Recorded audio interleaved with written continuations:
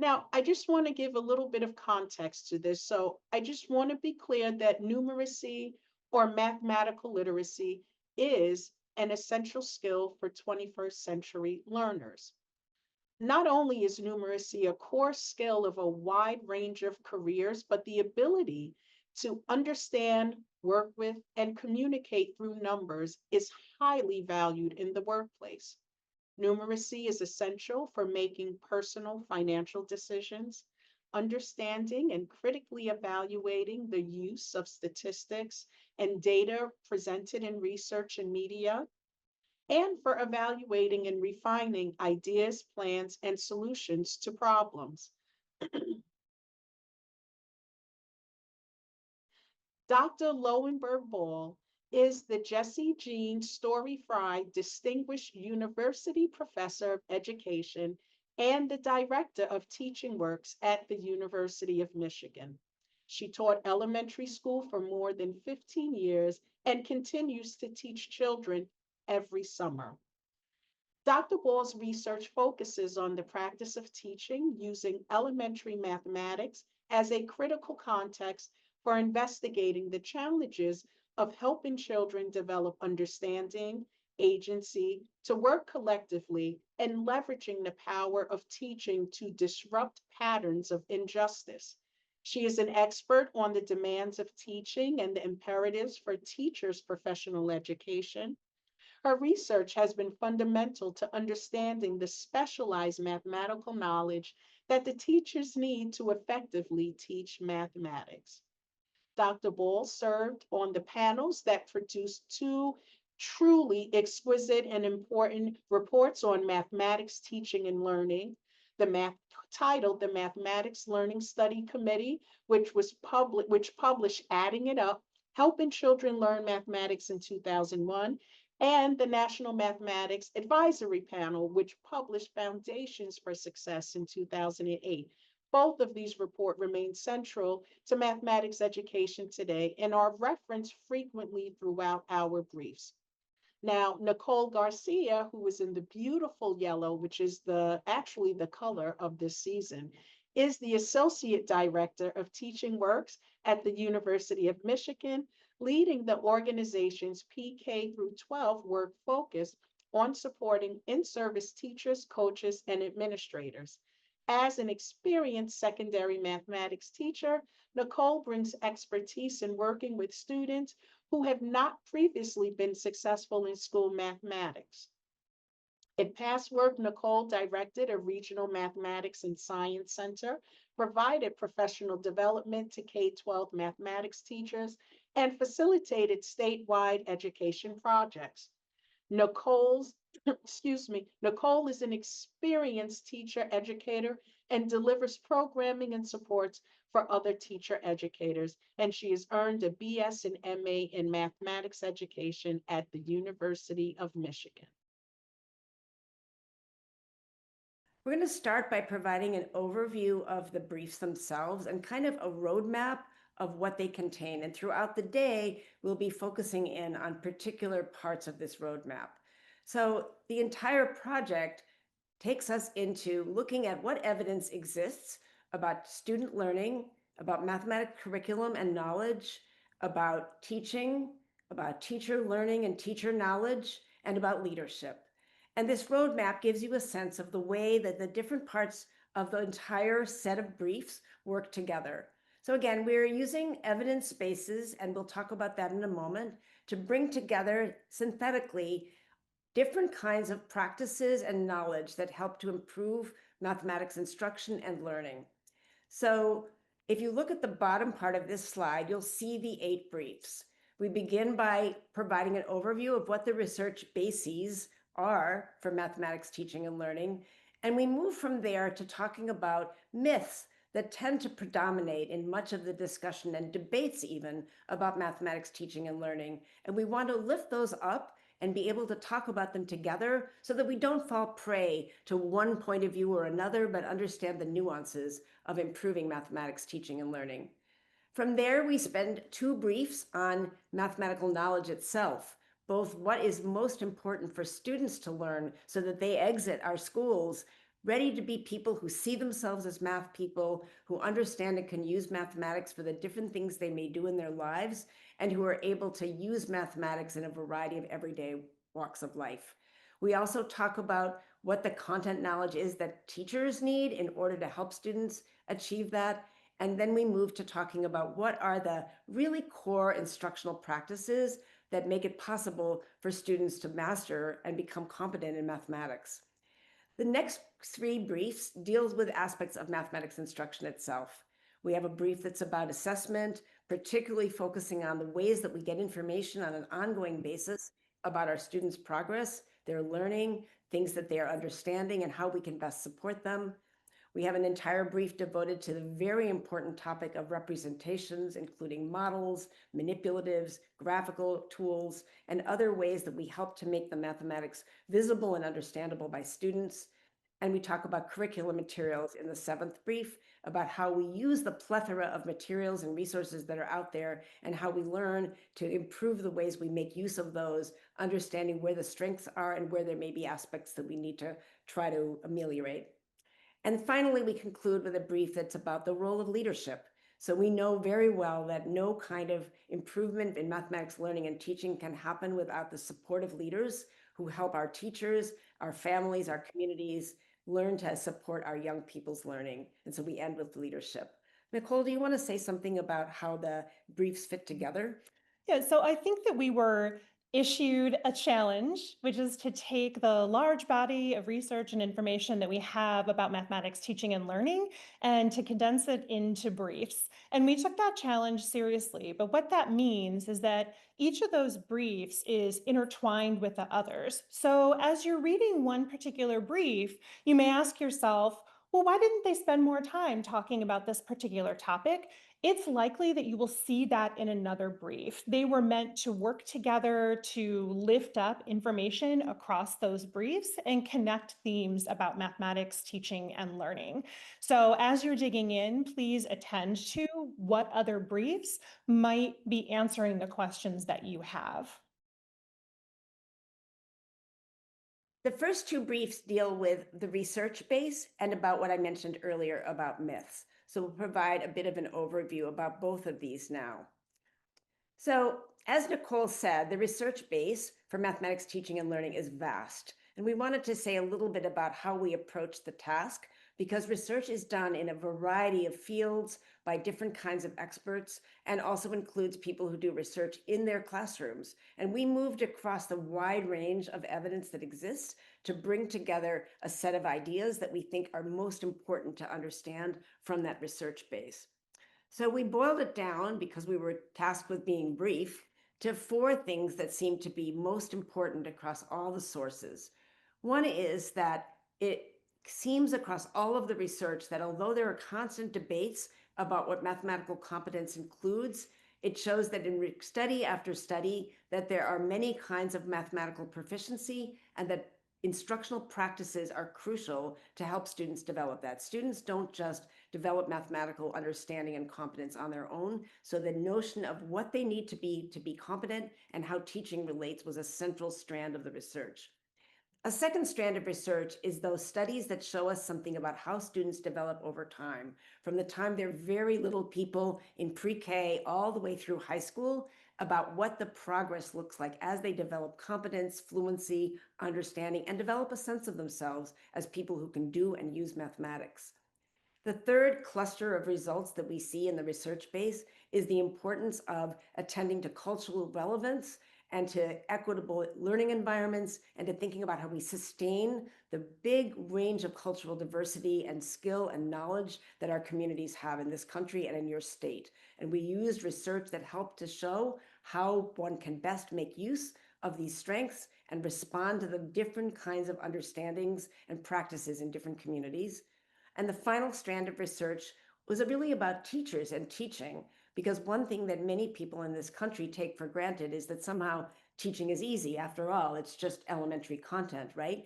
So we looked at the research that helps us to understand what the complexity is of the understanding that teachers bring to being able to help young people learn mathematics. So those are really the four strands. But additionally, we had the challenge of looking at very different kinds of research. So the research is always in the news. I'm sure that you see this, the latest finding, the latest study, the latest set of scores.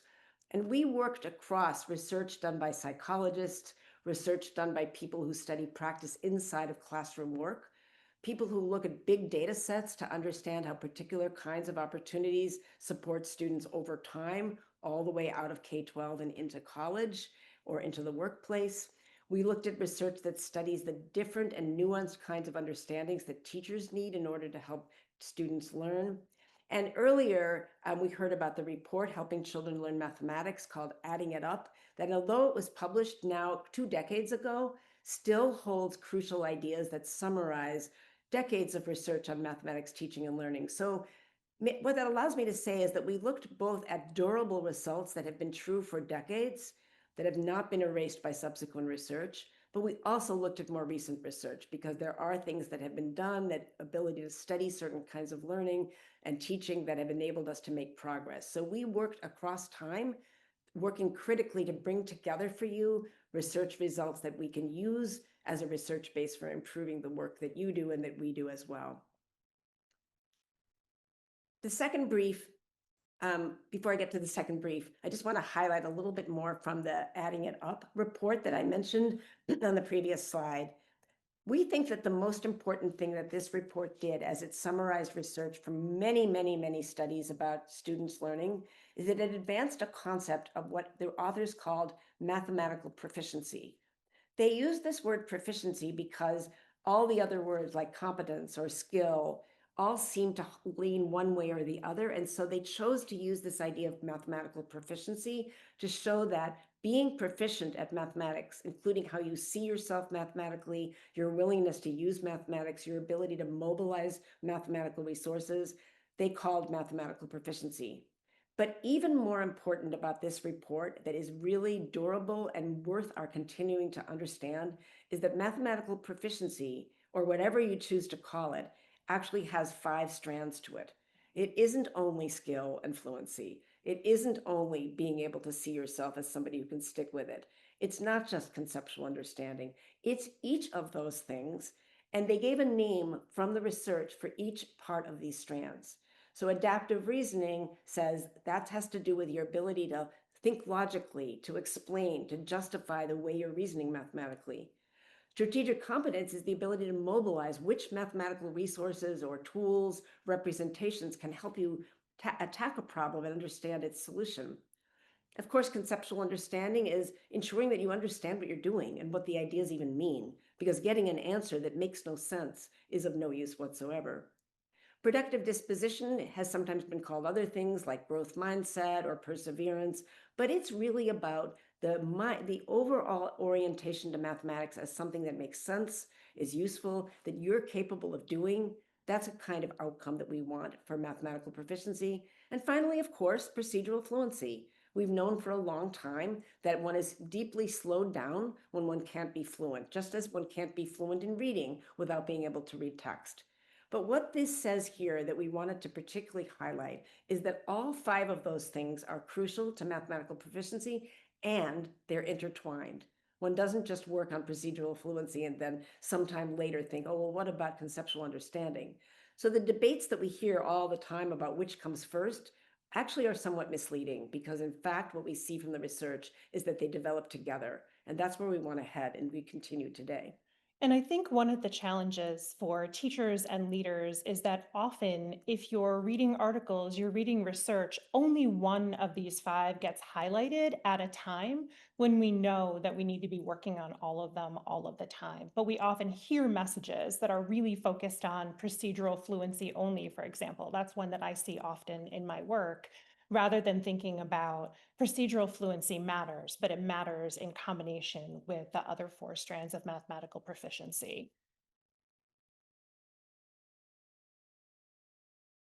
Okay, so we received a question from one of our sites. And the question reads, are you able to provide an example of productive disposition? Yeah, in fact, I think we're going to be seeing a video a little bit later in the day, and that might be a good time to return to that question. But in many ways, what we're talking about is supporting students to be people who, when they see something that's challenging, understand that they have resources that they're developing to stick with a problem that's difficult. And an important part of the research shows that this isn't just a matter of saying to students, stick with it, you can do it, which isn't really very helpful. If you think of something that you find difficult, when someone says that, that can just be annoying. So the idea of developing productive disposition is learning to provide students with the tools and the skills in mathematics that you use when you feel stuck. And so that is a really good question. I'm happy that someone asked about that. I think it's also the case that often when people see that productive disposition, they feel like the aim there is to only use, I'm going to air quote, real world examples in the classroom and make connections to always the mathematics that students are using in their lives in order for them to be able to see it as sensible and useful. And that is certainly part of that work, but it's also helping them to recognize the reasoning skills that they're learning and the other kinds of mathematical work that they're learning to do that is used in everyday life, regardless of the kind of profession or engagement in society that children have. I also saw a question about whether the New York State math practice standards were used to plan these briefs, and yes, they were, and we'll be talking about that when we talk more about the briefs that deal with high leverage mathematical content and high leverage mathematical practices. So the second brief is called Debunking Myths About Mathematics Teaching and Learning. And again, we're using evidence to try to highlight these. And our goal here was to name things that often get said that leave us sometimes in a bit of a quandary about what is actually true. And so we wanted to talk through these and then give a couple of examples. So we identified 7 myths that aren't even just recent, but have been around for a long time. And the thing that's important to know is that when we call something a myth, we're not saying that it's entirely false or that it's entirely true. It's that it gets promulgated and said over and over again until all the nuance is lost.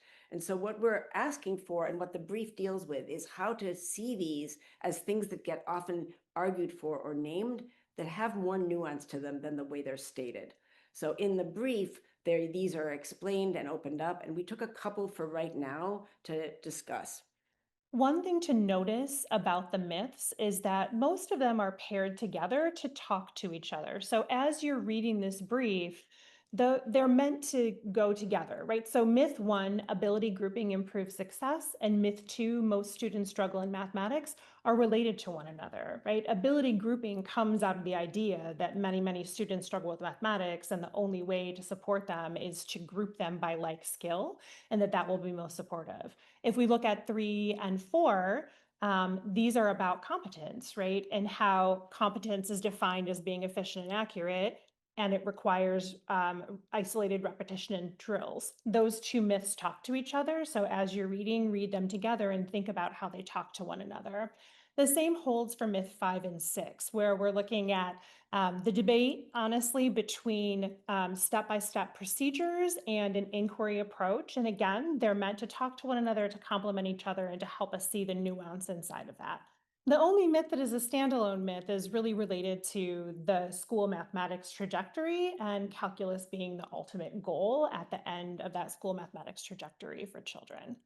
So you might have a question about why these are labeled myths. And the reason they're labeled myths is because they get said as though they're uniformly true.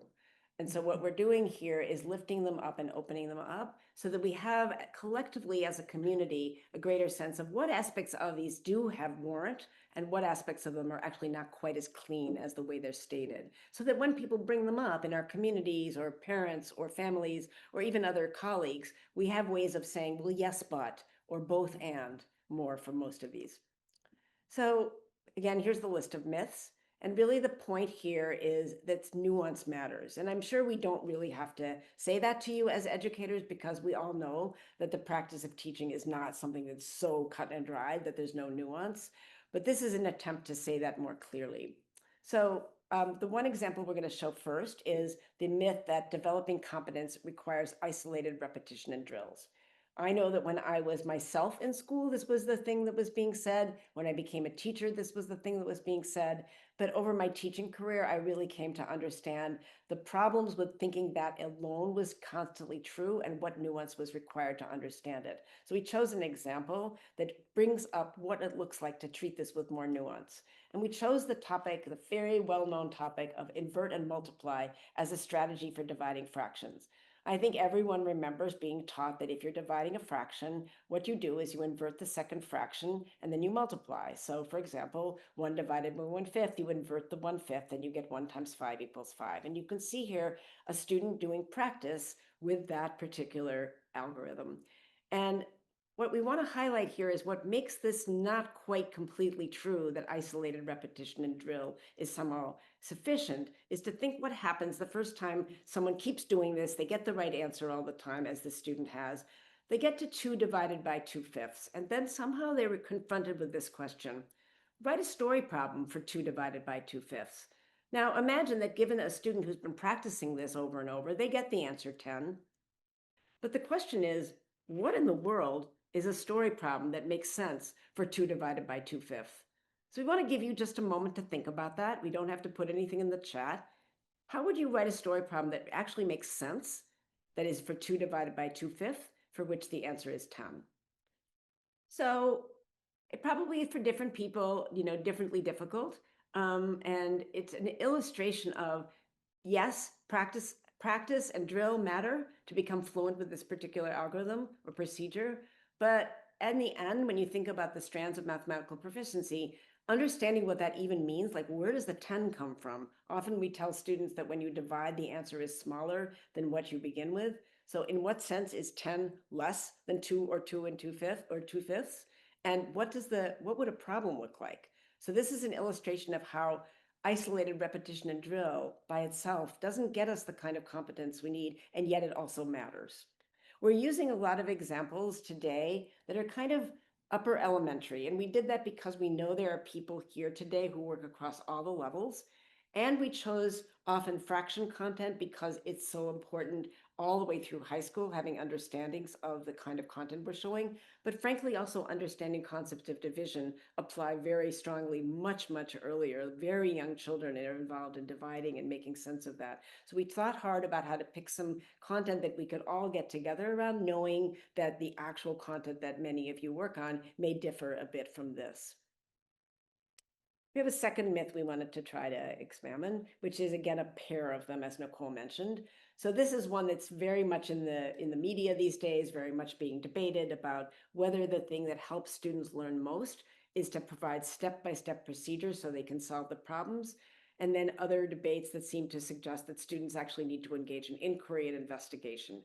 These two, as Nicole said, go together, and each of them requires far more nuance than the way most people interpret them. So Nicole's going to give an example that helps us begin to think about how step-by-step matters, and how it's also important to be thinking about in what way does step-by-step also have to be considered in light of how students have to actually come to understand.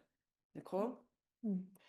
So I think the challenge of this debate and this tension in general is that what we know is that they actually both matter. Providing some support for consolidating step-by-step procedures with understanding, and I'm going to highlight that with understanding, really matters, but also providing opportunity for children to develop ideas about mathematics, for them to inquire, to try out ideas. When we go back to those strands of mathematical proficiency, if we're not providing space for them to dig in, to try to make sense of the mathematics, they're not going to see themselves as people who are problem solvers, who are able to use mathematics, who are capable, who use their reasoning flexibly. We need to provide opportunities for that. So those will go together in our instruction, thinking about when step by step and when we're providing opportunities for inquiry. If you look at what we have up on the screen, on the left, you'll see the steps for naming a fraction correctly.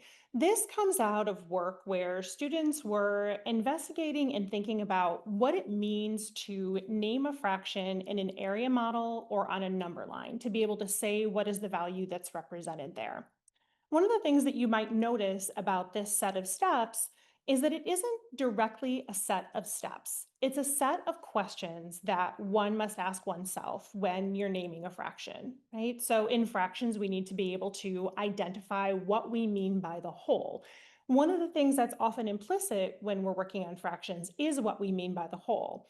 As teachers, we make assumptions that everybody knows what the whole is, but the whole is actually up for debate when we're working on fraction content. There are some things that we've decided as a mathematics community we always use as the whole, and there are other situations where the whole is more broadly defined. So we're asking ourselves a set of questions. This set of questions isn't simply a set of steps. It serves as a process that we're following, but actually focuses on understanding what is critical in naming a fraction. That set of step-by-step procedures could be provided at the beginning of the instruction or as students are trying to investigate what is meant and what are the processes for naming the steps for naming a fraction. So there are different places where that might come up in instruction. On the right-hand side, you see something that's pretty different, but it's also typical of what we see in many classrooms. We see an anchor chart for dividing fractions. And you might notice in this example that the way that the steps are named in that procedure are very different than what we see in the steps for naming a fraction correctly. They are quite literally steps that you follow. So flip the second fraction, change the division to multiplication, multiply the fractions, and simplify. So here we see a set of procedures that aren't designed to support students' understanding of the procedure. They're simply a set of steps for students to follow. Now, we can imagine a world in which students were provided an opportunity to investigate what division means, what it looks like to divide fractions, and to take the time to try to develop a set of steps together before the teacher is introducing the set of procedures for students to follow.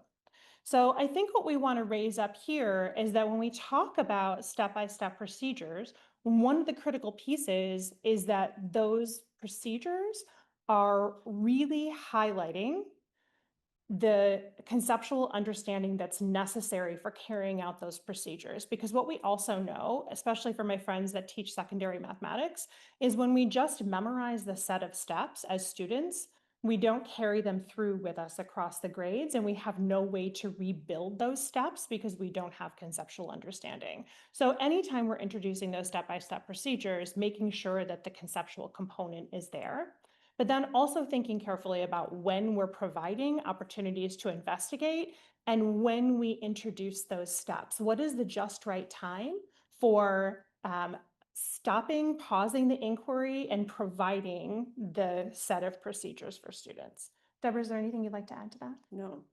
I think the only thing is that there was a question in the chat about the previous slide about the student having the incorrect answer of 2 divided by 2/5 and also not knowing how to make any kind of sense of it. So the myth was, if you just practice over and over and then you start to get examples that look different than the original examples, you're still getting a number, but you don't actually have any idea what it is that you're talking about. And division of fractions is an interesting example where people learn, just like on this slide that we're looking at here, they see a set of steps, but they don't have lost all sense of what they're doing. And so the myth was practice matters, but practice connected to understanding what you're doing is crucial. And that was the nuance that was needed. So this is the data from all of the sites. And as you can see here, myth number 5 was the most popular. So myth number 5 reads, the most effective teaching method is providing step-by-step procedures for solving problems. So Dr. Ball, I am wondering, what recommendations might you have for our numeracy leaders to address myth 5 in their school, district, or BOCES? Yeah, thank you so much. And I'm glad that people had such rich discussions in their groups.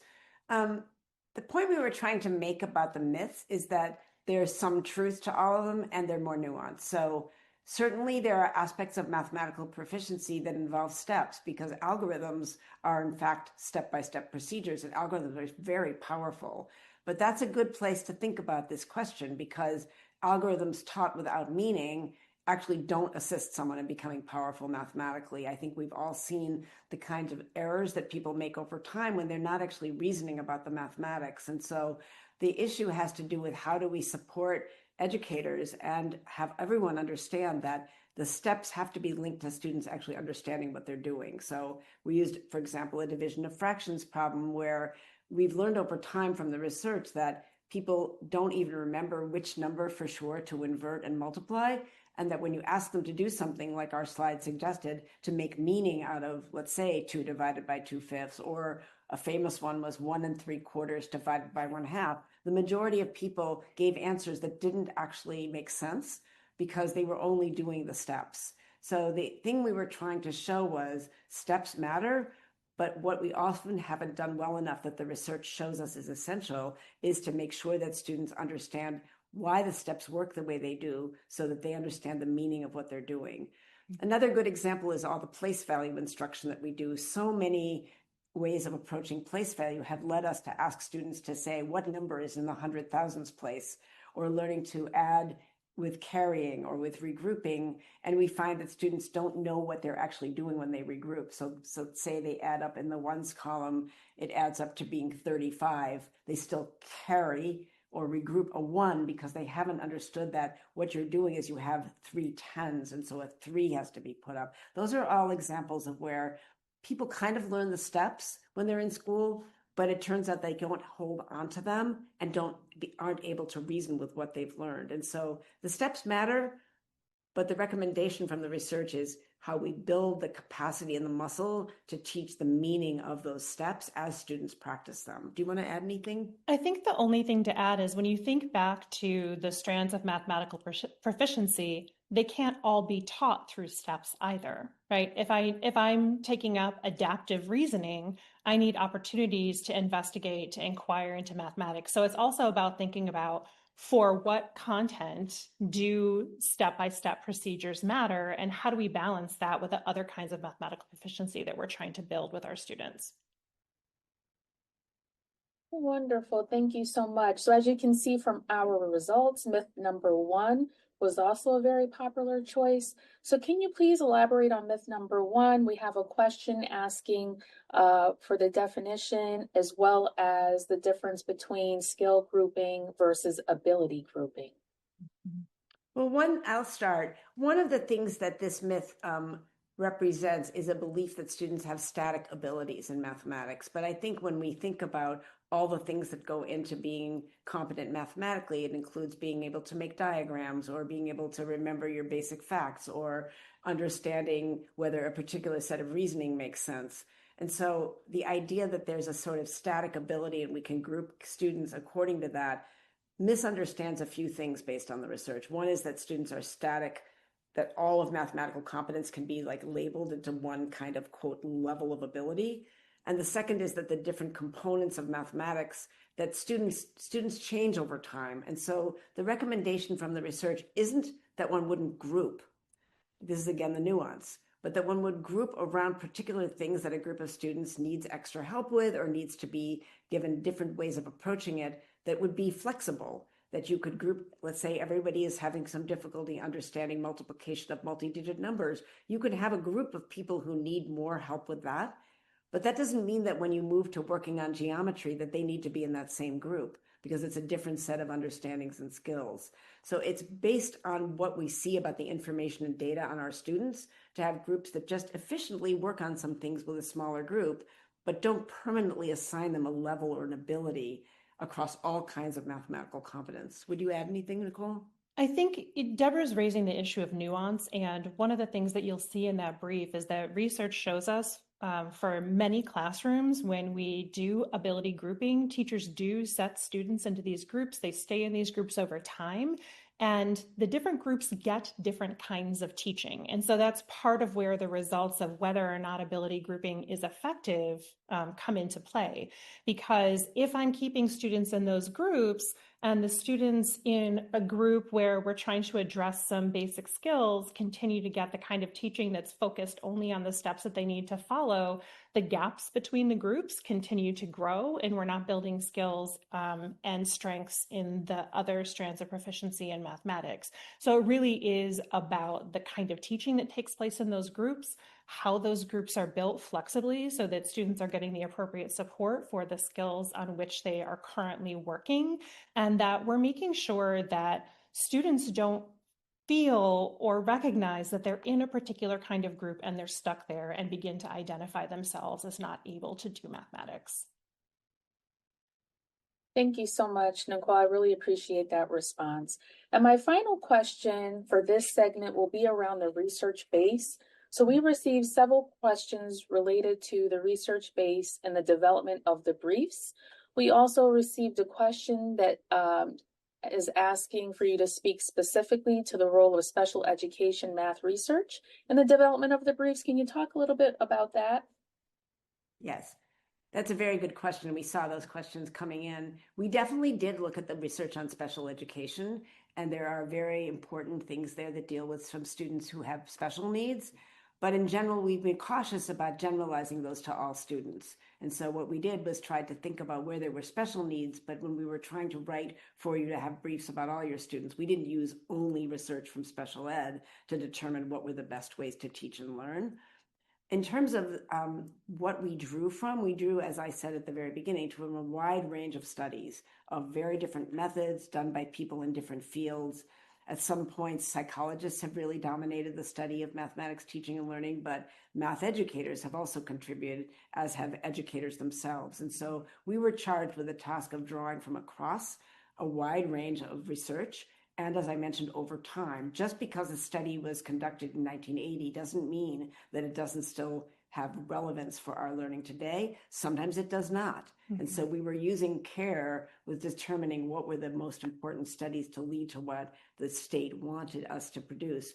I will say also that the lists of resources at the end of every brief are not reference lists. They're resources that might be turned to.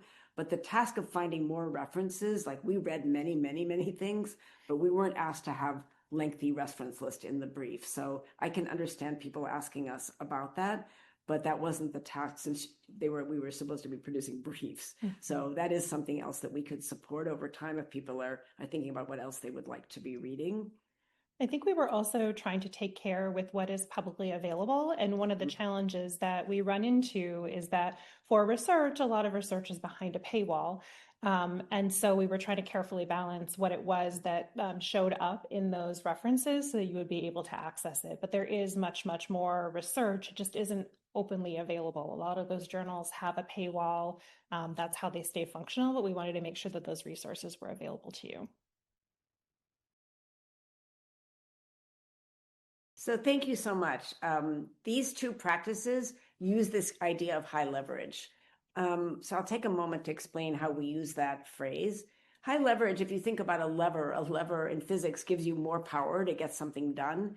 And what we're talking about here is, given the plethora of mathematical content that there is and all the different things that we know about teaching, what we did was to try to identify, of all the content there is to learn, what is it that gives students the most power to keep developing their mathematical identities, their skills, their understandings, their competence, and their proficiency? And similarly, given all the things there are for teachers to do, what are some of the practices that we've seen from research make the most difference for student learning and that are worth spending time, supporting teachers to develop their skills in those areas? And so both of these briefs take up this notion of what provides the most leverage for student learning and what do we see from the research. I'm going to begin by talking about high leverage mathematical content, which will include also in that brief what's high leverage for teacher understanding of that mathematics to support student learning.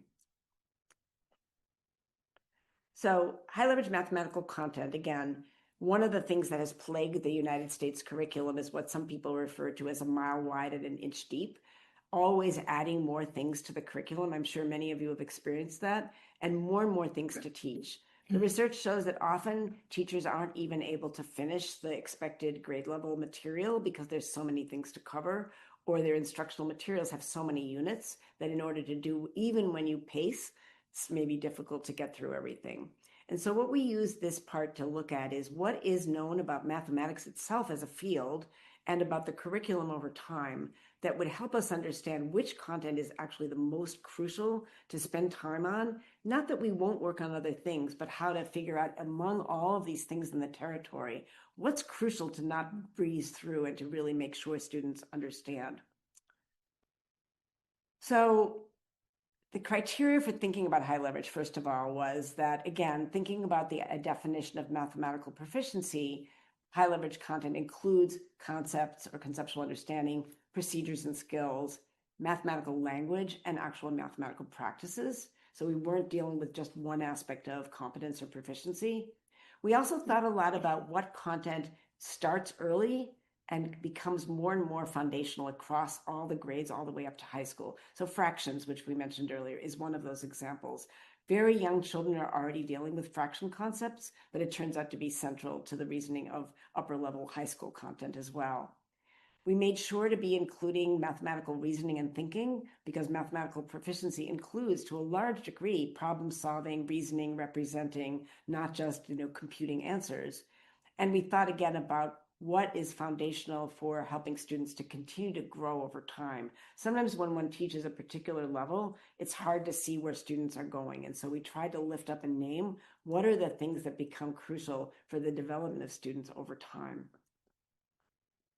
So the idea is this is all centered on students. I said it comes out of mathematics, which it does, but it's also thinking about the development of a mathematical thinker and learner and doer, and what is it that students need to learn so that as they mature and as they grow, they can use the tools and practices and ideas of mathematics and also see themselves as people who are math people who can do that.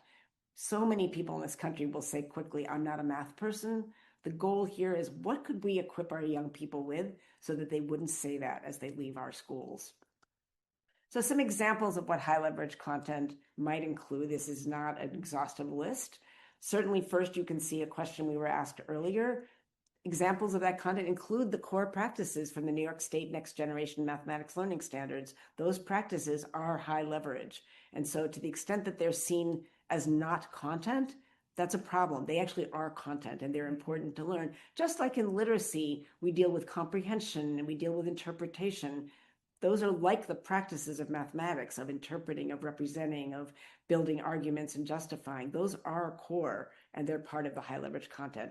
But some of these other things that you probably recognize as topics or areas of mathematics are also examples of high leverage content. So our entire number system is based on base 10 in this culture, and the kind of understanding it takes to really use that in all of its power means that it's an example of high leverage content. It begins already pre-K and K, but it continues on as students reason even into high school in the way they think about like terms and so on. It's a kind of fundamental set of ideas. The number line, which we see often in lower elementary classrooms, is a fundamental mathematical object and is the anchor for reasoning about so many ideas mathematically about rational numbers and whole numbers and operations and so many other things that sometimes doesn't occupy the kind of importance that it needs to. And many of our curricula do now support that work, but we need to understand as educators how central it is. Fractions, solving equations are other examples. But the principle here is to be thinking about the idea that we have to be careful, that we spend our time and put our emphasis as we watch our young people learn and as we support them to make sure we're not treating lightly these things that are actually foundational and are high leverage for their learning. Did you want to add anything, Nicole? I think I just wanted to add that the first thing you said here around content, around the core practices being critical, that's tied again to the strands of mathematical proficiency and really thinking about the ability to make sense of problems and persevering in solving them, the ability to build and critique arguments. Those are the ideas, the practices from mathematics that students are going to take into their lives and use regularly. And so really focusing on that as an example of high leverage content, I think is critical. So what that raises as a question that this brief also deals with is what is mathematical knowledge for teaching? So these are all ideas that are for the students to learn, but the average person who knows some of this content can't walk into a classroom and make this content understandable by young people. And so we also reviewed the research on mathematical knowledge for teaching. And the basic point is that obviously anything that any of us is teaching, we have to understand that content. But understanding the content for ourselves, being able to use it ourselves, is insufficient for being somebody who helps someone else learn that content. And so we reviewed that research. What we learned was teachers have to understand the content, not just from their own perspective, but from how young people understand it as they're first encountering it. Teachers need to understand what makes certain ideas more complicated or might make them confusing, so that as they provide help or tips, sometimes those help or tips can be misleading. And so understanding more about what is it about an idea and how can I make that clear and not distort it. Being able to use representations to show visuals or use objects or use manipulatives in ways that make sense. And we wanted to highlight that what we saw in the research is that this is important in general, but being somebody who really has the kind of flexibility to open up the content and make it available is particularly important for advancing equity. So we thought we'd give an example just to show a little bit about what's involved. So this would be an example here of what the difference is between knowing mathematics for yourself and what the research says it means to know it well enough to teach it. So take a moment. This is a problem that all of you know how to do. Obviously, if you were teaching third grade mathematics and you were teaching students multi-digit multiplication, you would have to be able to do this problem yourself. So the answer, which is 1,225, quite obviously, anybody who's teaching this needs to know how to do this problem. The thing is, and I think all of you would know this, is that when you teach content like this, or any content, students don't instantly understand it. And this is a nice example for the step-by-step and understanding point that we were discussing earlier. Students do other things that often make sense to them, but aren't actually quite the right understanding. And so one thing, an example of mathematical knowledge for teaching, is being able to look at things that students do that are understandable but not quite right, and being able to figure out what kind of reasoning is leading them to make these answers. Because if all one can do is say, that answer is wrong, that answer is wrong, that's not really quite the kind of understanding one needs in order to help students continue to grow and to learn things in the ways that we want them to understand them. So here's a slide with the same problem, but in this case, we have 3 different very common student solutions from early in their work on learning to multiply. Each of these has actually mathematical reasoning behind it, and none of these is 1,225. So the capacity of being able to look at solutions like this and rather quickly being able to detect what sort of reasoning was it that students did in order to figure out these problems. What did they do to get these answers? That kind of thinking is an example of mathematical knowing for teaching. The average person on the street doesn't need to be able to do that, but someone who's teaching multiplication does. So I think that this might be an interesting thing to look at in your groups to try to figure out. And I think most of you who have taught this level probably can pretty quickly detect what students are doing. So just to give one example of the 3 that are here, in number B, you can see that in fact what the student has done is multiply, and you might think of it as almost upside down. They've multiplied 25 times 9, which is 225. And then they've multiplied 25 times 4. But actually, the understanding of this particular step is that it's actually 40. And so what they wrote down was 100, but actually it's 25 times 40, which would be 1,000. And if they had written 1,000, the answer would be correct because it would be 225 plus 1,000. But in fact, they didn't understand that it was 40. But the fact that they multiplied so-called upside down, there's nothing the matter with that at all. It's actually just using the commutative property of multiplication. So a teacher would need to see like, oh, that's not the issue. They'd have to see that what the student did. And they wouldn't just say they forgot to move the 100 over. They would know that the understanding here is that it's a 40 and not a 4. The other 2 examples are also interesting and both reflect reasonable thinking on the part of a student who's just learning. But all of this is different than just being able to get the answer yourself. So we're going to move on now to the other kind of high leveragedness, which is high leverage instructional practices. So here too, we tried to identify from the research what is known about the practices of teaching that seem to be most crucial for teachers to become increasingly skilled with in order to be able to support student learning. And that is a similar kind of thinking to what we said about mathematics. So again, what are the principles? These are done, they're so essential to the work of teaching. That means the teachers are doing them all the time. They're key to supporting students. They're grounded in research, and they're crucial to promoting equity and inclusion. They support students' learning. They help students learn this high leverage content, and they enable teachers to support students' social and emotional development as well. So they're the things that teachers need to learn. When you think about a beginning teacher, for example, it could help us think about what are the things that we most have to help somebody early in their career begin to develop capacity with. But even for those people who are very experienced, where are the areas of growth that can increase the impact they have and the ways they help students develop? So for here, we picked an example to illustrate that's actually a short video because we wanted to really get closer to teaching when we're talking about instructional practices. So here are some examples of instructional practices that are really of the sort that are high leverage. Being able to elicit and interpret students' thinking, being able to hear what students are saying, being able to ask a really good question that helps you learn what they're saying. That's not easy.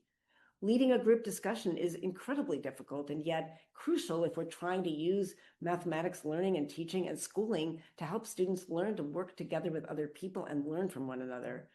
I think we all know that setting up small group work is challenging, as is setting up community expectations for behavior, for interaction, for respect.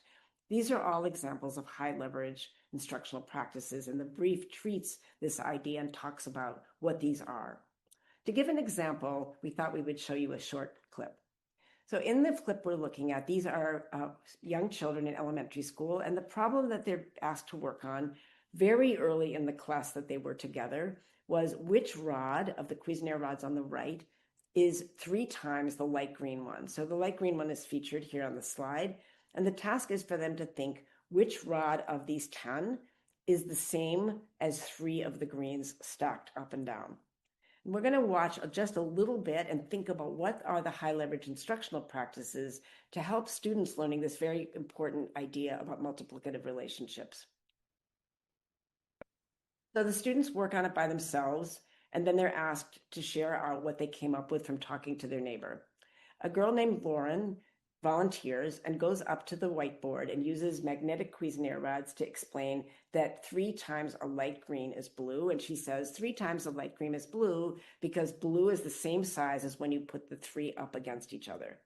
So I think you can hear that that's actually likely the expected answer of which rod is 3 times the light green. And you could at that point imagine that in many classrooms a teacher would say, "Great job," and move on to another question. But when we think about the mathematical practices and reasoning and the work of learning with other people to really get a grounded sense of an important high leverage idea, in this case, the high leverage instructional practice doesn't do that, but actually opens up the opportunity to probe this idea and the difficulty of the question that's actually being asked here. So what happens is, after she speaks, she's still at the board, the teacher talks to her, but then another student has another idea, which does not get shut down. And what I'd like you to do is watch the instructional practices being used to take advantage of the fact that another student has an idea that's not the expected idea. So Lauren, leave yours there, and you can sit down, and Lorraine thinks it's a different answer. Lorraine, what do you think? I think it's 3 whites. She thinks it's 3 whites. Can you go up and show that? Please watch Lorraine. Lorraine thinks the answer is 3 whites. Please watch. I'm sticking up the green.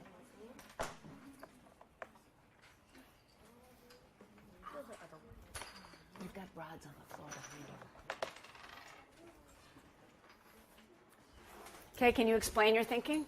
Talk to the class, please. I think that... Just a second. It's really hard when you're also trying to work with the blocks yourself, but right now you're listening to Lorraine, okay? Lorraine, talk to the class. I think that it's 3 whites that equal 1 green. Can you explain why? Because if you put 3 white cubes on top of the green ones, then it's equal to 1 whole green cube. Okay. Comments about what Lorraine did? Is that right? 3 whites are the same. So several things are happening just in this very short clip. The student who has a different answer is encouraged to speak to the class, to turn and face the class. The other students are encouraged to listen to what she's saying and to make comments about it.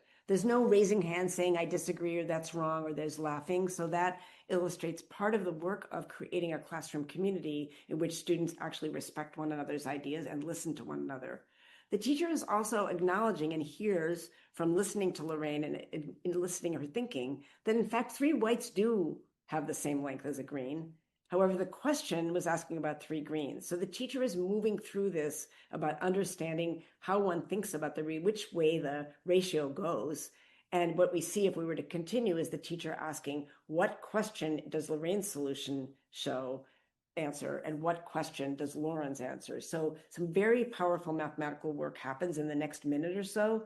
And here what we see is eliciting, leading a class discussion, building community, and helping to manage this kind of work around a powerful mathematical idea. So it's this kind of small moments of supporting high leverage instructional practices that are crucial for supporting our young people's learning. So that's what this particular brief deals with, is the high leverage mathematical content. And then the next brief is the high leverage mathematical teaching instructional practices.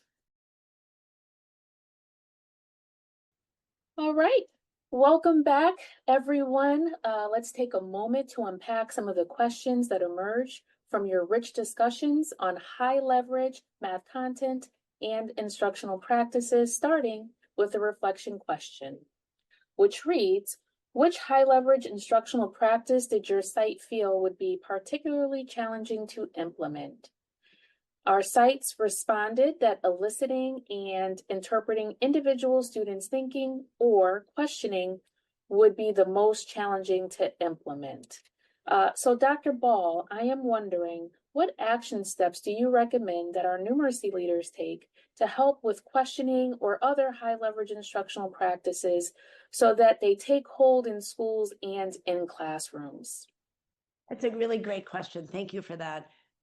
In terms of eliciting and interpreting student thinking, and in particularly the part about asking questions, I think that's very insightful that so many people named that, because of course we ask questions all the time as teachers, but this high leverage practices points at the kind of nuance and skill involved in asking very strategic questions.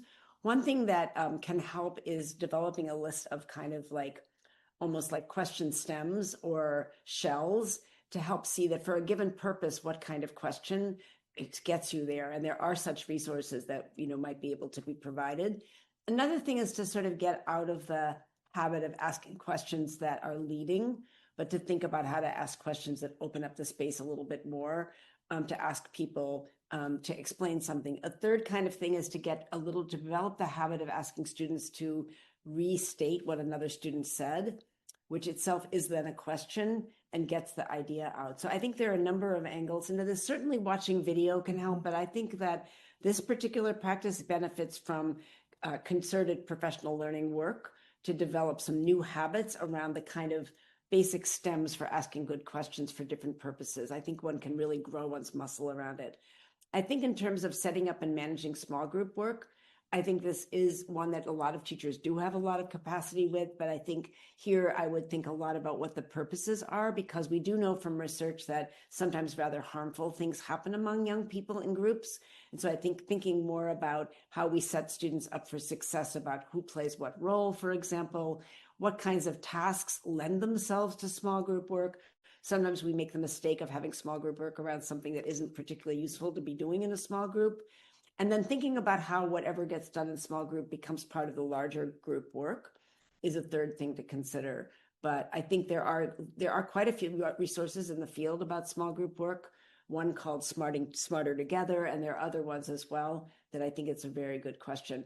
I will flag that I think leading a group discussion is actually quite difficult, but it didn't attract quite as many votes, if you will.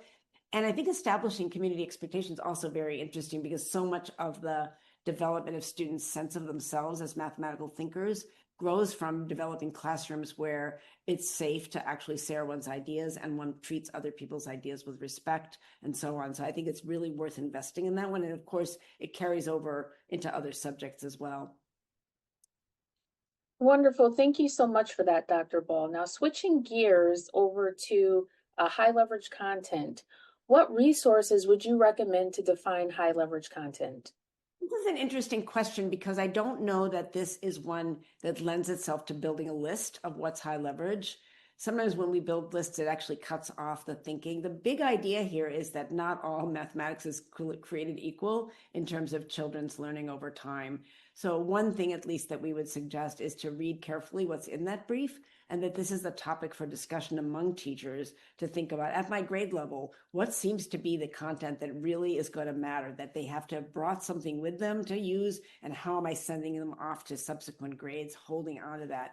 I actually think that we believe that teachers have a lot of capacity for thinking carefully. It's the concept that would create a mindset to not drown in things that really probably don't matter very much. There's quite a lot of content in our instructional materials, I hate to say, that doesn't warrant as much time as things that are really long-term foundational to student achievement. And I think this is something professional learning communities could work on. That said, I think that is something that the state could make a priority around. I know other states have done, but I would argue against making a list of what are all the high leverage content. I think it's more of a mindset around the curriculum. I think it also deserves conversations across grades because that's what makes something high leverage. Additionally, is the way that it transfers across grades and gets picked up and developed over the years in school. And so really, we don't have as many conversations, I think, as necessary, particularly at the secondary level, about all of the things that we're building on in elementary and how we can take up and use and make connections to the ideas that students have learned across time. And I think that's also core to thinking about what is high leverage. Can I give one example? Oh, absolutely, Dr. Ball. One nice example of what Nicole just said would be the work that we do with area models of multiplication, multi-digit multiplication in like 3rd and 4th grade is so tightly connected to doing things with binomial multiplication in algebra. And yet algebra teachers don't know that we've done that in elementary school, and elementary teachers, we don't always realize that this is actually a central concept for understanding binomials. So that's a good example where more conversation across levels would assist all of us to know what's high leverage, what are we connecting over time. Mm-hmm. So we're going to start with the mathematics assessment brief. And inside of that brief, you are going to see a couple of different things. One is it sets out front what the different purposes of assessments are. And one of the challenges in teaching is that there's a lot of assessment in our classrooms, at our buildings, at our districts, at our states. And I think recognizing that they all have different purposes and can support us in understanding different things about our teaching, about our curriculum, about our standards, rather than thinking about them all having the same purpose.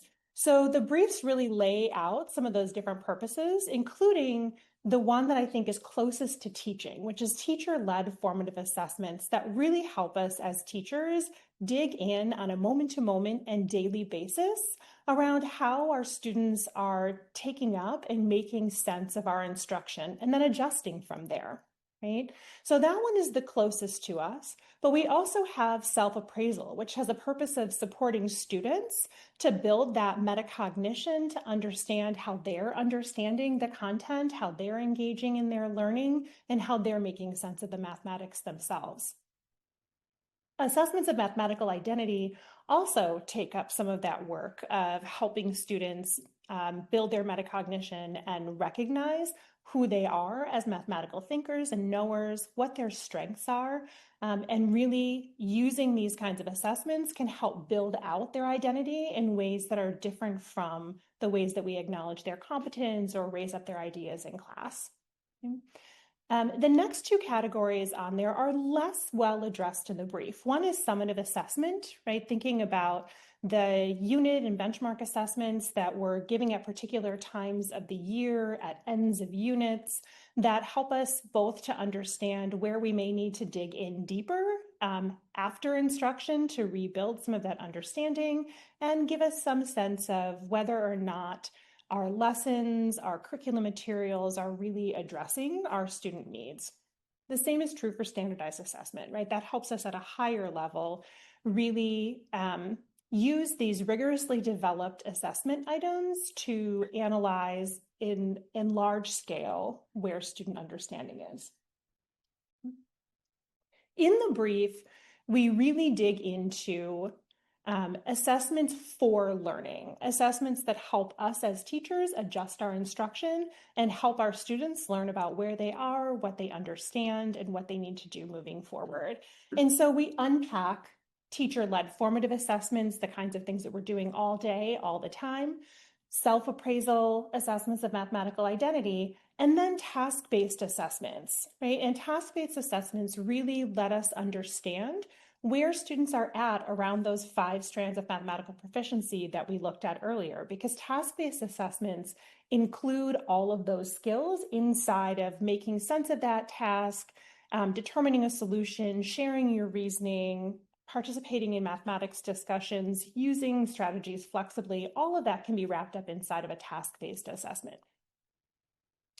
So when we dive into those assessments for learning, we spend some time with some different types of formative assessments. Okay? What you see on the screen here is one example of an exit ticket, a formative assessment that you might give at the end of your math period that really focuses on placing fractions on the number line. So take a moment and just examine that example and jot down to yourself, okay, what are the kinds of things that we might learn about this student's understanding of fractions on the number line just from this exit ticket. So perhaps some of the things that you noticed as you looked at this exit ticket are that we're able to see that a student can accurately place 2/5 on the number line by dividing the space between 0 and 1 up into equal partition parts, and then placing the 5 equal parts and placing the number at the mark of the second equal part. Okay? We can also see that they're able to identify that 5/5 is the same as 1 whole. But there are lots of things that this exit ticket may not tell us. So when we pair our exit tickets and our entrance tickets or warm-ups together, we can really get a more comprehensive view of what children are understanding and think in the moment about how we're going to adjust instruction. So if most of my exit tickets looked like this, I might decide that I don't need to do much with marking numbers, fractions on the number line. But if I start with an entrance ticket the next day that has this exercise, what number does the orange arrow point to? Explain how you figured it out.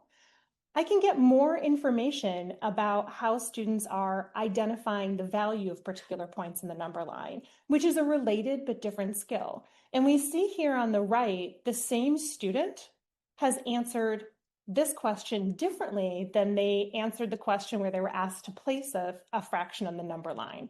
So here, they give an entirely reasonable answer of 1/7. And if you were looking at the way that the number line is spaced here, you can see that if you take your fingers and work down the number line, you could see 7 equal parts, and the arrow is pointing to the first one. So we can help make sense of that by thinking about what might we need to support students to be thinking about. And the part that we notice here is that it's really just identifying that on a number line, 0 to 1 is the whole, and it's always the whole, which is part of what we were talking about earlier with things that are assumptions in our curriculum materials, in the work that we do. We kind of assume that everybody knows what the whole is, but this kind of warm-up gives us opportunity to see that, oh, we might need to do some work on identifying what is the whole on the number line. Okay? So I hope these 2 examples just helped open up a little bit of the space of why we focused on formative assessments inside of the briefs and the range of things that you might do with a formative assessment. So the second brief that we're talking about right now is the role and challenges of using representations. Throughout this period, we've already been using representations multiple times in our examples, but right now this brief focuses directly on using them.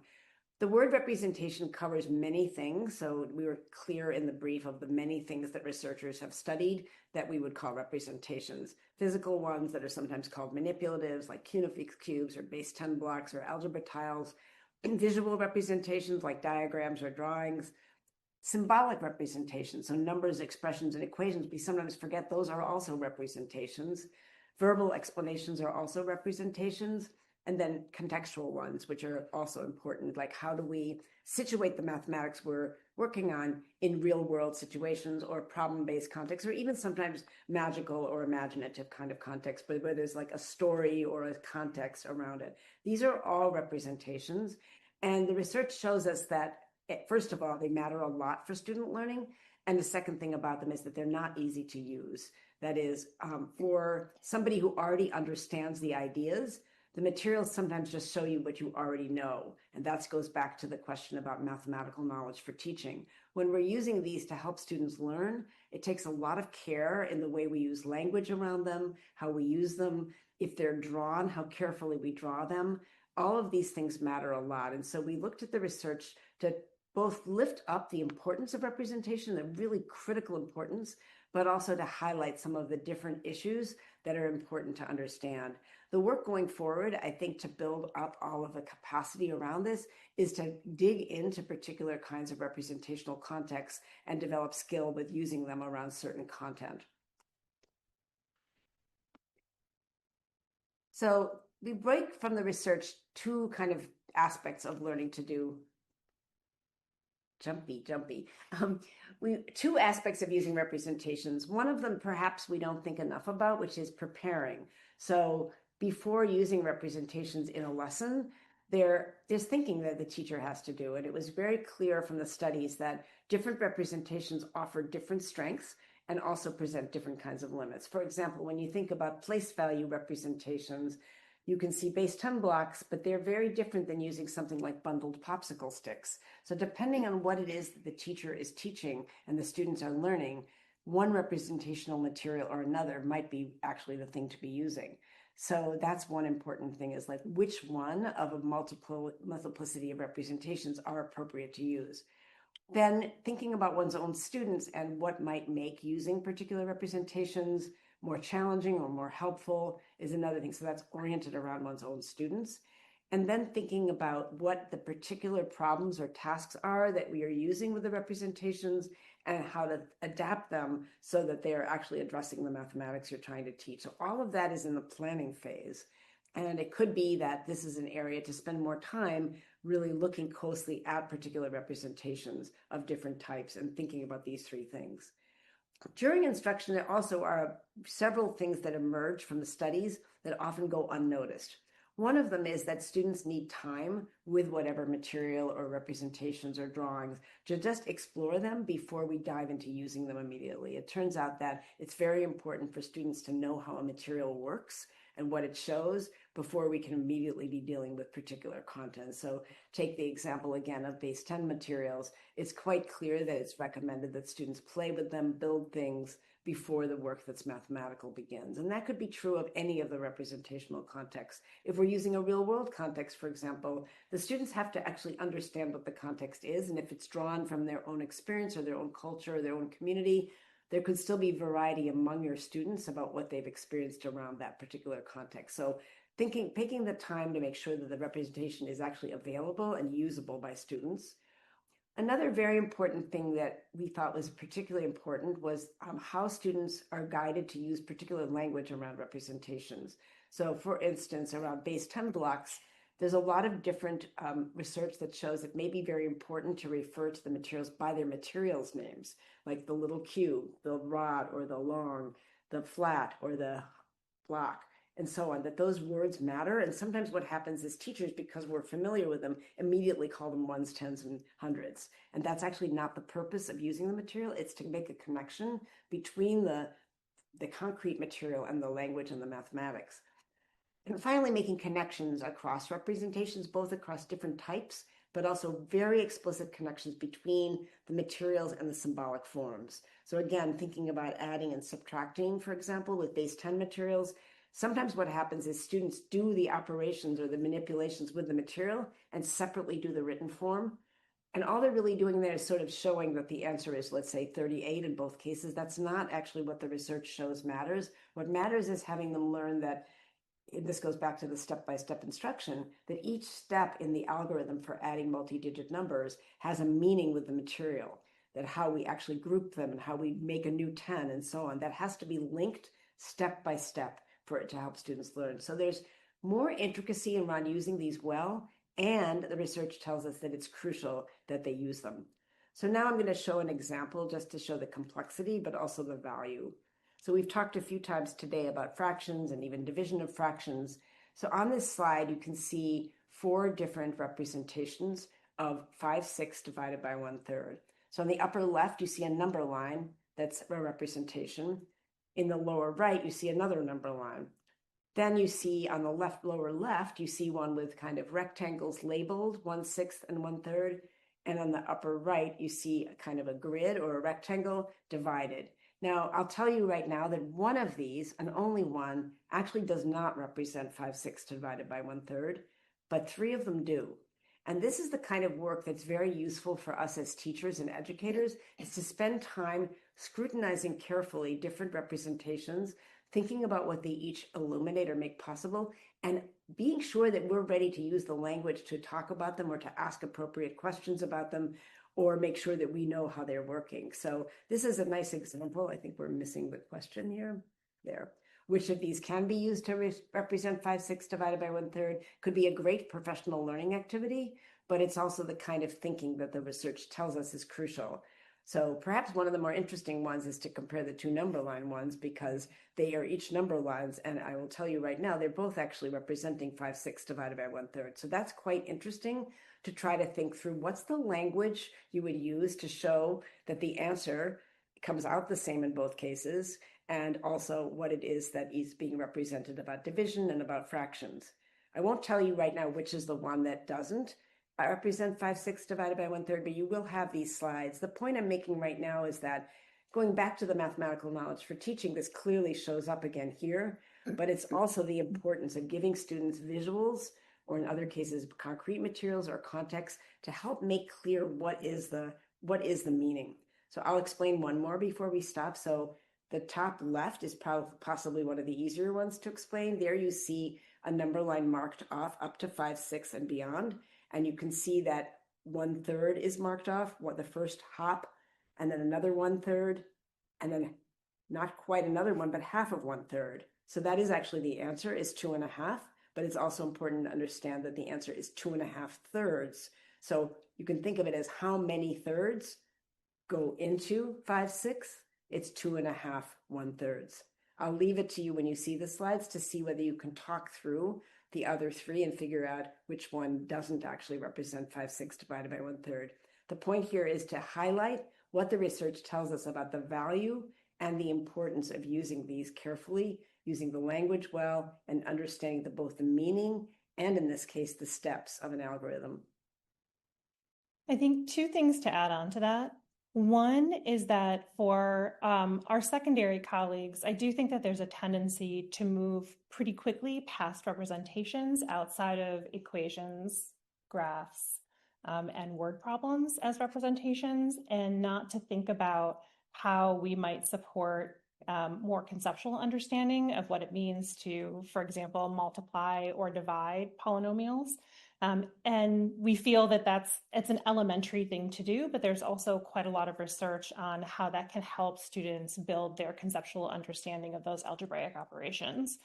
The other thing that I want to say is that often our curriculum materials, as Deborah said, present some of these representations, but don't necessarily help us as teachers make sense of how we explain the mathematics that they're representing, or even the ways that they're defining the particular operation that they're trying to show, and how they can be used to support students. So they exist in our curriculum materials, but we have to do all of the work of making sense of them and translating them to instruction, which is actually where we're going to go next in thinking about curriculum materials.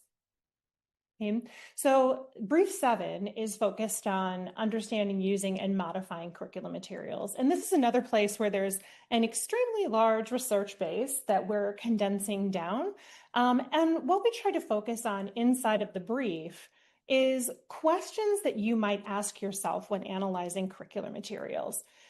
In the United States, we've made great strides towards having better quality curriculum materials, but every teacher knows that the curriculum materials are a support for your work, but they aren't all of your work. And so you're always assessing what's in front of you, making adjustments to meet the needs of your students, and also ensuring that you are, following the pacing, you are attending to what students need to be able to know and do by the end of your grade level. There's lots of work in that, but we're always thinking about the materials in front of us and how we might best utilize those to support student learning. So in those briefs, we are asking a set of questions for people to be thinking about, right? So first, thinking about how the math is represented inside of those curriculum materials. Is the math presented as only a set of procedures to follow, or is there a thematic conceptual base behind those materials? So how is it treating the math? How are evidence-based practices represented in the curriculum materials? We've seen in the past many curriculum materials where all of the application problems, where students are able to build and show those 5 strands of proficiency, those are all at the end of a lesson or at the end of a unit, which isn't allowing students to build skill with those across time. We also see the teaching practices represented in particular kinds of ways as well.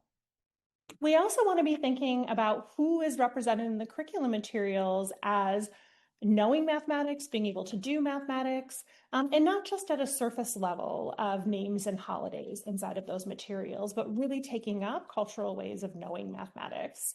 Okay? We also want to ask ourselves how that curriculum is helping us build a space of mathematical community that's welcoming to all students, where their ideas are the focal part of every lesson. And we're centering our instruction and learning around student ideas. Our curriculum materials can support us to do that, but we really need to dig in beyond the kind of surface level of what resources they provide to know whether or not they're setting us up for that kind of work. And then a final critical area that we want to ask about is what supports are actually integrated into the materials that help us to support our multilingual learners and students with disabilities.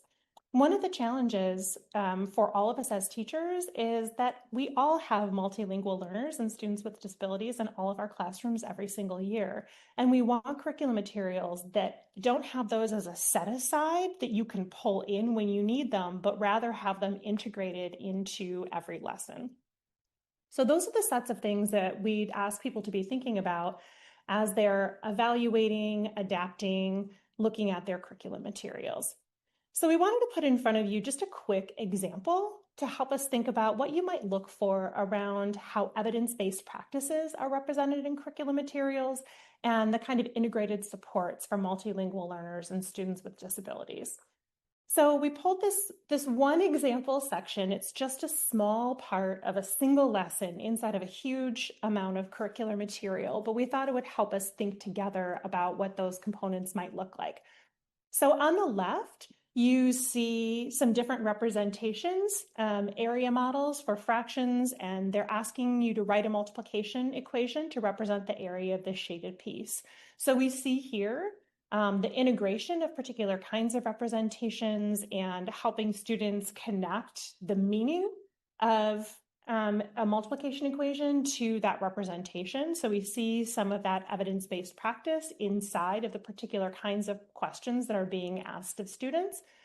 But we also see that in the activity synthesis directions, we see a set of questions that focus on understanding, right? So how does this equation represent the diagram? Focuses on the reasoning and explanation components of that work, and the eliciting and interpreting work that we're asking teachers to be doing. We also see on that right-hand side integrated supports for multilingual learners and students with disabilities. So these math language routines come out of the Stanford Center and are integrated into these curriculum materials to help support both multilingual learners and students with disabilities. And they are directly a part of the directions for teachers in implementing the lesson. So you don't have to go out and look somewhere to find them. They're integrated into the materials. So when we talk about that integrated support, this is what we mean. You don't have to go off, find something, go digging for it. It's actually a part of the curriculum materials, and you can adjust and adapt as needed for your students. Deborah, is there anything that you wanted to add? I think the only thing we would add is that there are many people talking about the kind of ratings that have been made of materials and calling some of the available materials, many of them actually green light or high quality. And what this brief suggests is that there's work for all of teachers and educators and districts to think through together about what serves the community that you're working in, whether the qualities that are really focal for particular instructional materials help support instruction. And finally, going back to one thing that Nicole said earlier, some aspects of instruction aren't really purposely supported by curriculum materials. There's still things like many of these other briefs that are part of the work of teaching. But choosing good, strong instructional materials is a huge boost to helping teachers do that work with students. So this brief helps to open up the thinking and the kind of analysis that's needed to use them, to choose them, to use them, and to adopt them as necessary for your context. So we asked participants to identify one pitfall observed most frequently in their curriculum. And our numeracy leaders overwhelmingly responded, changing the math to make it easier. Dr. Ball, were you surprised by these results? And can you speak a little bit more about this pitfall and how our numeracy leaders might address this? Yeah, thank you so much. And I wasn't really surprised because I think that tendency comes from a really good place. It comes from how much teachers really care about students who may be having trouble, who may think will have trouble. It comes out of a kind of deep thing that teachers have about, all of us have, I think, who work with young people, is to be helpful. I think what this pitfall highlights is that while it may feel like we're being helpful, we're actually often not. That by making it easier, that's not really the way to scaffold more or to support better. And so the skill that's involved here, that is really a practice of teaching, is how do you set up to scaffold or to unpack the work in a way that doesn't actually reduce the complexity of it, but that does help open up and make more visible what there is to learn. And this is an interesting one also because this was the one in international studies and research, so that US classrooms or US teachers, that we were the most likely to do this compared to teachers in other countries. So that has been a striking finding about our own country for a long time. So I would say, I think what this implies is that we need to support teachers more to think about the ways that when we're facing complex or perceived to be complex content, what are the ways of actually making it learnable without reducing its difficulty? Because those students are also capable of being challenged, and when we don't challenge them, they come to think of themselves as not smart. So I think the aspect here is how that complex practice of really supporting them to do challenging work is really important. We also received a question related to academic intervention services. What recommendations do you have for progress monitoring and supporting our students with skill interventions? So I think the things to focus on here are, first, helping teachers develop a sense of common patterns in student thinking, how typical, how atypical they are, and really having a deeper understanding of the ways that students are likely to engage in mathematics and which of those is likely to need some additional support. I think the other thing to be thinking about is those instructional practices, those high leverage practices that we named earlier, are also the high leverage practices that are most supportive for students with disabilities and multilingual learners. And the more that we can provide support for teachers in both knowing that those are the right things to be doing and being able to do them well, I think the more skilled our intervention is going to be. Because as Deborah was saying, we have this tendency to feel most supportive when we're making things easier for the kids that we're working with, rather than thinking about what are the kinds of questions that I can be asking to make space that's supportive for students to engage with the content. Wonderful. Thank you so much for that response, Nicole. So you mentioned, for example, students with disabilities or maybe multilingual learners. We also received a few questions related to resources. So are there any specific resources that you might recommend for these student populations, or perhaps for general education students as well?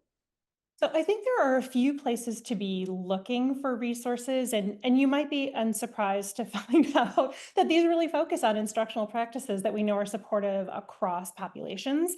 But inside the briefs, you'll find some references to these as well. But we wanted to particularly lift up the National Academy's consensus study that focuses on English learners in STEM subjects. There are a number of studies, resources, and recommended strategies to support language learners, and they really focus in heavily on eliciting student thinking, making space for representations, supporting language, mathematics as a language, and providing space for discussion and practice for talk. You'll also see those in the NCSM and TOTOS joint position statement. NCTM and TOTOS work together to look at the broad research base for language learners. And they have this Positioning Multilingual Learners for Success in Mathematics report that they put out that has a number of resources in there as well. And then the final thing that I'll mention is NCTM's Teaching Math to Students with Disabilities. That is a supportive resource as well for being clear about what we know about supporting students with disabilities. And then one more is the What Works practice guides. I said that was my last one, it wasn't. So our last brief really focuses in on the ways in which leaders can support this work in their building, one-on-one with teachers, broadly through professional development, et cetera. Leadership plays such a huge role in the success of this work in numeracy in schools. And I think sometimes it's underrated when we think about what it takes to lift up mathematics instruction and support teachers in their work. In the brief, we really focus in on kind of three intersecting leadership areas. The first is under personal growth and learning. We feel that as mathematics leaders, as leaders in a building, really having a deep understanding of effective mathematics teaching and learning, really understanding the tensions that are at play for teachers, right? We looked at those myths, and part of those myths is that they're really tensions, right? And they're tensions in places where we've highlighted different things at different times and haven't had kind of a clear, consistent message about what it takes to support mathematics learning. So understanding those tensions and considering how you communicate those ideas to the teachers in your building, in your district, is really important. This is also, I think, where we talk again about nuance, right? And understanding how when we message to teachers, for example, that we're really focusing on modeling and explaining content, that we need nuance in that messaging and helping them understand that what we're not saying is that that's all we're going to do in our classrooms. But what we are saying is this is a place where we want to improve our practice. And so we're going to focus here for a little bit while we also continue our other strong instructional practices. So thinking about that, what we know, what those tensions are, and then how we communicate effectively with the teachers in our buildings. The second area that we talked about in the brief was about the role of leaders in supporting teacher learning. And there were several things that really emerged that we highlighted. One is how very important it is to situate teacher learning opportunities in both the subject matter they're teaching, even maybe sometimes specific topics or practices of mathematics, and that the leaders themselves need that opportunity. Leaders are often leading across the curriculum, which can make leadership in particular areas challenging. So both teachers and leaders need opportunities like something like today or like the work that you're leading in New York. And similarly, it's important, very clear that it's important to ground teachers' opportunities to learn in the actual curriculum materials that are being used, because that's where the instruction happens. And so when teachers' opportunities are disconnected from the materials they're actually using, it doesn't have the same power that it has when it can be connected. And that doesn't necessarily mean the professional learning offered by the curriculum designers. It could mean local professional learning communities or other kinds of PD that's located together materials. Pretty clearly, another one was that teachers actually need the space and the structure to form professional learning communities or to work with one another or to reach out to other kinds of resources or to bring people in who can help. That, you know, in other countries, there really is more opportunity for that than we have. So anything that teacher leaders can do to cordon off time and space and structure that allows teachers to focus in on their own opportunities to learn. And then finally, supporting connection between all these recommendations that are out there, frameworks and initiatives and curricula, that leaders can help teachers to manage those. And to remember what Nicole said a moment ago, teaching quality is at the center of all of this. So keeping teachers and their work to be the deeply valued center of all of this is what will serve our young people. Mm-hmm. I think the only thing to add on to that is that making sure that that's happening over time, and that we don't just have 2 days at the beginning of the school year where we talk about mathematics instruction and then have a great year. But that we're really thinking carefully about how do we make even small spaces for this over time, that consistency and like focus matters over time. And that bumps into our third kind of category, these building effective systems and structures. Really thinking about like, how do we build that time and space into a schedule so that we're not fighting for that time every single year as we think about how we're supporting teacher learning. And then how do we equally value the other subjects that are being taught? I mean, we're here to talk about mathematics, but in elementary school in particular, that isn't the only subject that our teachers teach. And in secondary, we have teachers that are working in different content areas. And so we're tasked with providing support for all of them, but thinking about how to build those systems, schedules, and timing to make space for that work continuously. And then thinking again about how to use our assessments and assessments data in wise ways that feel supportive for teachers, that help them move their practice forward, and don't feel punitive to the teachers in our buildings. So one question we received was specifically related to the paragraph titled Understand Effective Math Teaching and Learning. So that particular paragraph is referring back to the brief that focused on high leverage instructional practices. There's a broad body of research behind that that is referenced in that particular brief, and those are well aligned with the NCTM effective mathematics teaching practices. But we use the more general language that works across content areas because we know that in particular for elementary instructors, they're also teaching other subjects. And so the more general practices of like listening and interpreting student thinking work across content areas. Wonderful. Thank you so much for that. And then we had one additional question related to resources to support all learners. Were you thinking of the, I think the question was thinking of the list that I had read off. We'll follow up with that in a written comment. There was one from the National Academy's consensus study focused on English learners and STEM subjects, and we'll pop this all on the chat. One from NCSM and TOTOS, one from NCTM, and then the What Works practice guide. So we'll pop those in the chat so we have a record of that for you.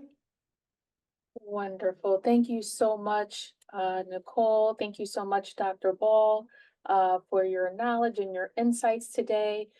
So at this time, we are going to ask that all of our participants, so everyone, our site leaders, as well as our participants, we want everyone to reflect on the knowledge that they've gained today, as well as their role as a numeracy leader, and make one commitment to enhance numeracy in your school, district, or BOCES. So right now, for our final activity, we are going to ask again that everyone record a leadership commitment by scanning the QR code that is currently posted, or navigating to the URL displayed on the slide, or using the link in the chat. And then the question is, as a numeracy leader, what action can you take to enhance numeracy in your community? Again, thank you so much for your willingness to engage in today's discussion, as well as reflective prompts. These reflections not only enrich our collective understanding, but also pave the way for deeper discussions on how we can support one another in enhancing numeracy across our state. And so at this time, I would like to turn the floor over to Deputy Commissioner Johnson Dingle, who will take us through next steps. So thank you so much, Dr. Oliver. And I just have to say, it is so inspiring to read the words in the word cloud. And I do want to point out that I noticed that students was the second largest word throughout the word cloud moving, which means that, that there is a commitment of everyone who's in this room to maybe take a focus and looking at how we prioritize student learning and student thinking. And for anyone who has had the opportunity to interact with me on any level, you understand that the work that we do at the department is intended to serve all students. And that is the sole purpose for the work that we are trying to do. As the adults, it is our responsibility to do everything that we can do to meet our students where they are and help to lift them up. I do want to point out that I did take very good note of Dr. Ball and Nicole's message around time for teachers to understand their curriculum, time for teachers to have space to talk with one another, to be able to just have that common time to learn and grow as colleagues. And to all of our leaders within the audience, that is so key for us to move the needle forward with our students. Teachers need the time and space to do the work that we all know that they are so really good at doing. So I just want to say that it is inspiring to me to think about how your commitment to these leadership moves will actually impact our students. And I want to say thank you to everyone who stayed with us throughout the day. We had representation from all over the state with just over around about 1,500 educators on this call, which is absolutely impressive. So I just want to talk about a couple of next steps. I would be remiss if I did not take an opportunity to express my sincere gratitude and truly just overall just gratefulness to Dr. Ball and to Nicole for all of them, for all of their work on these briefs. Little does everyone know is that we actually started this project about a year ago. And it has taken us this long to get to this because we wanted to perfect it for each and every one of you in the field. Now, that's not to say that this is the end of our work around numeracy. We are committed to supporting this work. And to Dr. Ball and to Nicole, I just want to say thank you on behalf of all of our students in the state of New York, the entire department, of course, our commissioner, chancellor, and our board of regents. Now, for everyone in the field, you know that today's webinar is recorded. I am going to suggest that you consider, once this is posted, that you do use this as part of your in-school building conversations with your teachers, superintendents, assistant supes, or directors, to have these conversations with your principals, because all of this is created intentionally for you to be able to do that, whether it is during a staff meeting, whether it is a department meeting, or whether it's part of the closing out of the school year activities.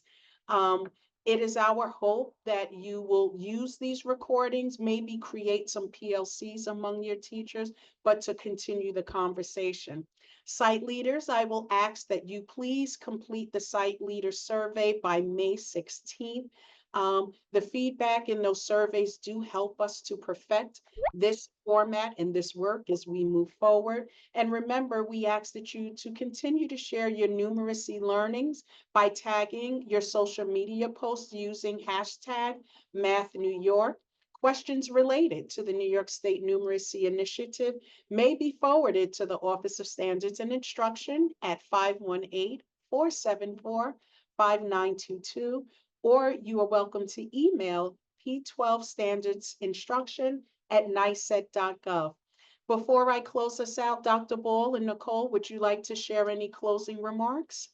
We just want to say how grateful we were to be involved with New York State. Now we know how you pronounce it, that you pronounce it as a word.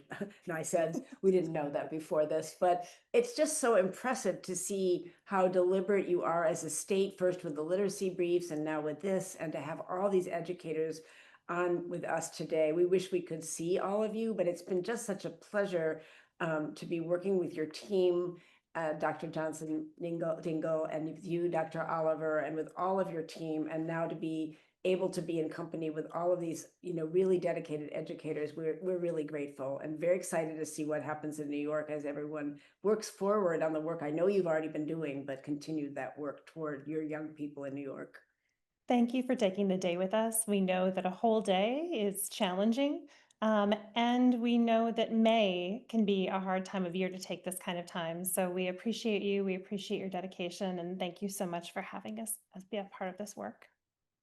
Okay, so with that, I just want to say again, thank you to all of you that are out there. I would like to acknowledge and thank Dr. Oliver and her team for their work. I would like to thank the tech people behind the scenes who you never see on camera.